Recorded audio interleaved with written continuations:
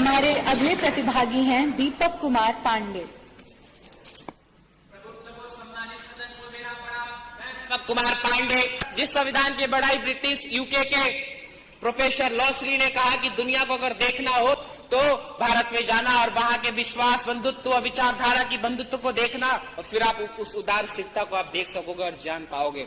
जब भारत में सती प्रथा था, उस कालखंड में महिलाओं को जला दिया जाता था और विधवा महिलाओं को उनके बालों को उखाड़कर सेक दिया जाता था। भारतीय संविधान के तहत अनुच्छेद 243D में उन्हें 50% आरक्षण देकर मुख्य धारा में लाने का कार्य किसी ने किया तो भारतीय संविधान ने किया। चाहे वो 3 तलाक हो, या फिर बेटी बचाओ बेटी पढ़ाओ आंदोलन हो, या फिर वो स्टार्टअप इंडिया, डिजिटल इंडिया हो, या फिर रूरल इंडिया, फिर अर्बन इंडिया हो, या फिर Maneka Gandhi versus union of India का केस हो।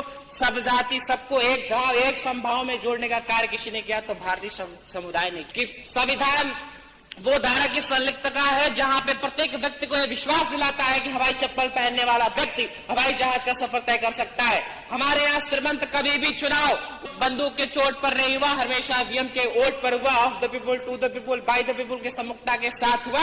और हमारे प्रधानमंत्री से लेकर ग्राम प्रधान तक के चुनाव निष्पक्ष व निखर हुए। तब मैं कहता हूँ इस भारत के संविधान की देन है। श्रीमंत, हम बात तो करते हैं संवैधानिक अधिकारों की, यहाँ पे प्रत्येक बैठे हुए लोगों को बोध व शोध करना चाहिए कि जो संवैधानिक कर्तव्यों की बात करते हैं तो हमारा धर्म भी बनता है कि उसकी नैतिकता को हम एक नैतिकता के साथ पालन करें, नीति नियम और नीति के साथ पालन करें।